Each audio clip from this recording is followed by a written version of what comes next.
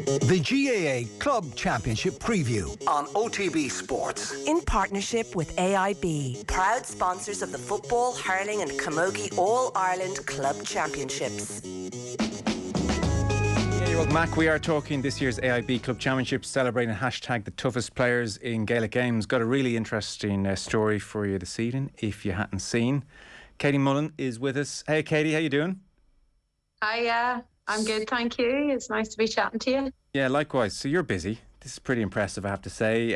Irish hockey captain down the years, we knew that. World Cup finals, Olympic Games. I didn't realise the camogie aspect as well, which has been a big part of your life. And this weekend, this Saturday, with Owen Rua from Derry, you have an All-Ireland Junior A club final against Clonmorris. That's Saturday. It's in Drogheda. 12:30 throw-in. So like I said, I didn't realise you were juggling elite hockey and World Cups and Olympics with now All-Ireland finals as well. So tell us about all this. How have you managed to juggle both? Yeah, I didn't realise I was juggling it all until recently either, to be honest. How am I managing it? I have very understanding coaches and a lot of passion towards my GAA club, and I suppose that passion is outweighing all of the management between training sessions for both and being able to play as much as possible. But as I say, it's a very, very understanding international coach who appreciates what it means to me, and also it's really helped with, I suppose, I took it up during the winter there, and it's sort of helped with things when the hockey program was a bit more quiet. Okay, yeah, so that's, I wasn't too sure. So you took it up this winter. I know you played underage. Have you been tipping away with the camogie over the course of the last decade in the off season, or is it just this year you decided to go for both again? So I suppose I hadn't played in about 7 years, but I would have always had a hurl in my hand, followed the senior camogues in the club very closely. I'm still very good friends with a lot of them and have been over the last 10 years. So I was never too far from it, and maybe showed my face at the very odd training session over a Christmas break or something like that. But I was stood on the sideline as a supporter for the county final back in September, shortly after coming home from Tokyo. And I just got a real itch and spoke to the club coach and spoke to my hockey coach to see if something was possible. I think it wouldn't be possible for me to do it every year, but I think immediately after an Olympic Games, there's maybe a small window of opportunity for me to do it. And it's turned out to be a pretty great year for us in the club. So I'm very grateful for that. Are you like strutting around the club saying, this is what happens when Mullan plays, we get to All-Ireland finals? This is, I don't want to say it's all down to me, but a big part. And was any of it tied up, do you think, that itch to play again with the Olympics, maybe not being the big success that the World Cup had been? Were you looking like just to get away from hockey, or did it have nothing to do with that? I think going back and playing mainly for me was to do with my very close friends that I grew up playing camogie with, being on the team and wanting to take to the field with them again, and also just pulling on the club jersey. I think on reflection, having done it to now, it's been very nice for me to be in an environment where I sort of just come in, slot in. I don't have the same roles and responsibilities, and for me that's been a nice little change. I do love the roles and responsibilities I have in the hockey environment, but it's just been something different for me to sort of sit back and observe and see what I can learn about myself there in that role too. I mean, on the face of it, you could say maybe interchangeable skills, hand-to-eye coordination, striking some kind of a ball with some kind of a stick. Have you found it relatively seamless to get back into the swing of things, no pun intended? Absolutely, and I think over the past sort of 6-7 years, hockey has really progressed in terms of a lot more of the game being played in the air. So the skills such as, soloing the ball from hurling and camogie is very much transferable now, and the aerial ball rule has changed also in the game of hockey, which is a much more applicable skill for camogie. So the transfer is only increasing of skills. but also just being in a team environment, a female team environment, and seeing culture. And there's just so many crossovers. And I just think where possible, if you can play multiple sports, then we should encourage that.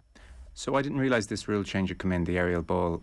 What's the main difference then in terms of previous to that rule change? What is now happening beyond the ball going in the air? So I suppose it used to be unless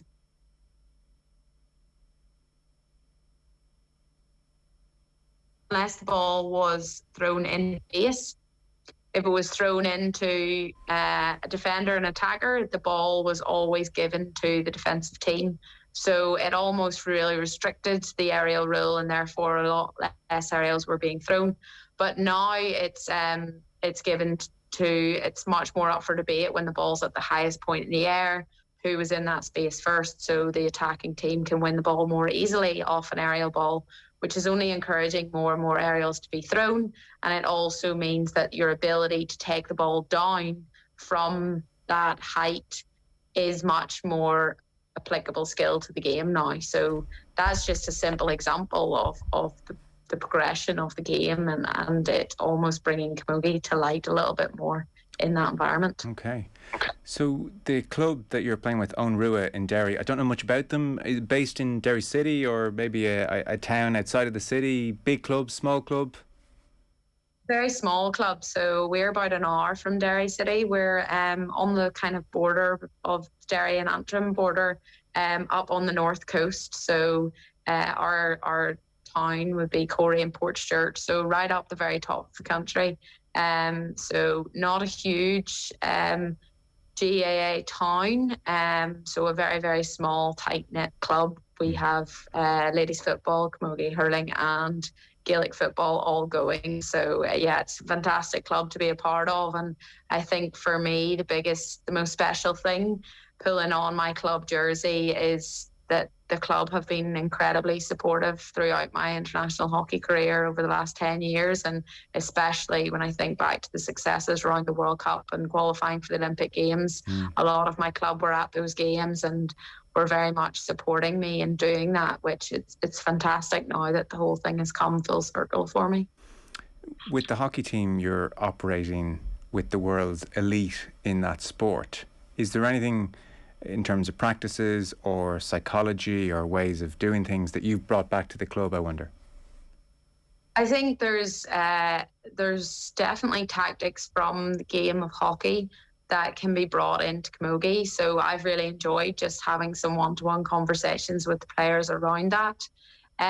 For me, the first time I experienced being part of a really strong winning culture and sort of winning against all odds was actually with this camogie team when we won the Intermediate All-Ireland back in 2012. So they know how to win, and they know how to create a culture to do that. And it's just been fantastic to get back into that culture and sort of remind myself how powerful it is, and also hopefully bring a little bit of the culture piece that I have from my experience in hockey into that as well. Yeah. You became Irish international at the age of 18, I think I'm right in saying, Katie, and it's been, so successful of late in particular. Was there ever a chance you were going to pick camogie over hockey, or was it always a pretty straightforward decision for you? No, so there definitely was a time when I was a very young teenager that I wasn't really enjoying my hockey, and I would have played camogie all summer and then hockey through the winter. And it was at the end of a summer when I just had a really fantastic camogie summer, and I wanted to, I'd thought about moving school because my school was a hockey school, and I'd thought about moving to a camogie school. And it's funny, the timing of things, that was then whenever my hockey coach sent me along to my first provincial trial, and I got picked for the Ulster team, and I never looked back. I then went on to play for that Irish under-16 team. So timing is everything, but I just think the opportunities that I've been given in both sporting environments have been fantastic. And, I'm blessed to have almost had that choice to make, and I have no regrets with it. The World Cup experience, I'm sure, was absolutely extraordinary. The Olympics, just to jog people's memories, you started off with that 2-0 win against South Africa, and then there was defeat to the Netherlands, who obviously we know are an exceptional team, and defeat to Germany, a 1-0 defeat to India, and a 2-0 defeat to Great Britain, Team GB. Did you come home terribly disappointed, upset about the whole thing, or a bit more stoic, or where were you after that games? Yeah, I think we definitely didn't hit our potential out there in terms of what we wanted to achieve on the pitch. We definitely had targeted India as a must-win game, and I suppose at the top level you make those targets and goals for a reason, and when you don't meet them you're going to be disappointed. But I think, a lot of us left the Olympic experience with a hunger of wanting to go again and wanting to go to Paris and achieve more and perform better. So I think hunger is probably the main feeling that quite a lot of us left with. And it was just an incredible experience. Obviously, with the delayed Olympics, we didn't even know if it was going to happen. And to get to Tokyo last year was very, very special to all of us. But we always have that hunger to be successful and to push on. And so when you've put so much into it and you don't necessarily achieve what you set out to, there's always going to be that bit of disappointment. But that's, I suppose, what fuels the fire in your belly to go again. Yeah. Well, to matters at hand, 12:30 this Saturday, an All-Ireland final, Onrua against Clonmorris. Do you know much about them? Have you been able to watch them in action, or what's the preparation been like? No, I suppose, being from opposite ends of the country, we haven't exactly crossed paths before. We know their pathway to get here, but as I say, we've not seen them play before. So the key for us is focusing on ourselves and our own performance this weekend, and making sure we bring out the best in one another on the pitch, and we go from there and reassess, I suppose, throughout the game. Okay, very good. Well, listen, the very best of luck. Enjoy it as well. I'm sure that's a big part of this whole experience, as you've said. And thanks so much for joining us, Katie. Appreciate it. Thanks for having me. Thanks very much. Katie Mullan there, who is the Irish hockey captain, and this Saturday is also lining out with her club in the All-Ireland Junior A club final against Clonmorris in the camogie. That's in Drogheda at 12:30. And our club championship coverage and Off the Ball is brought to you by AIB, proud sponsors of the football, hurling and camogie All-Ireland Club Championships. You can check out #TheToughest for more.